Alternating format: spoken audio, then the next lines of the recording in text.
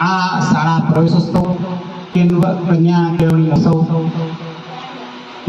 હાજર તમામ મહેમાનો, શાળાના આચાર્યશ્રી, તાલુકા વિકાસ અધિકારી શ્રી, સાથે આવેલ મહાનુભાવો તથા શિક્ષકગણ, વાલીશ્રીઓ, નવી ચૂંટાયેલ પંચાયત મોડીના સરપંચશ્રી તથા સભ્યો તમામનો હું હૃદયથી આભાર વ્યક્ત કરું અને આ સૌની પોઝિટિવિટીના કારણે સ્કૂલની અંદર જે આજે માહોલ છે એના માટે કોઈ એક વ્યક્તિ નહીં પણ તમામ લોકોનો સિંહ ફાળો છે એ બદલ પણ હું તમામ લોકોનો આભાર કરું છું અને ખાસ કરીને જે ગુરુજી જે હોય છે એનાથી ચેલો બનો થાય એવી પરિસ્થિતિનું જો કોઈ નિર્માણ કર્યું હોય તો શાળાના આચાર્યશ્રી સરનો હું ખૂબ ખૂબ આભાર વ્યક્ત કરું છું કે જેમના કારણે આજે આ શાળાની આજે આ પરિસ્થિતિ છે, આ ખુશનુમા વાતાવરણ છે, આ લીલોતરી છે, આ બ્લોક છે, શાળાનું ઘરકામ છે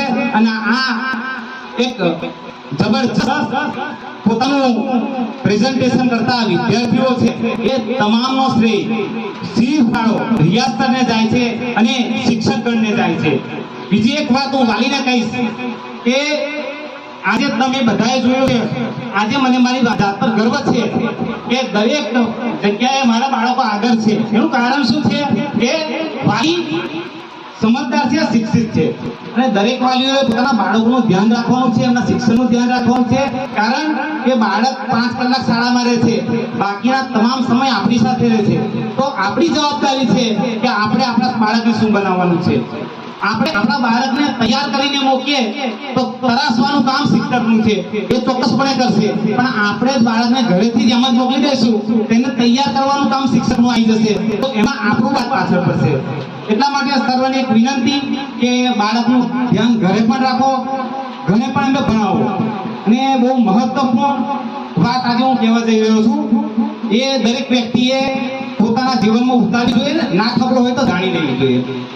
આપણા દેશની અંદર શિક્ષણની શરૂઆત બહુ દૂર નહીં પણ 150 વર્ષ પહેલા થઈ છે.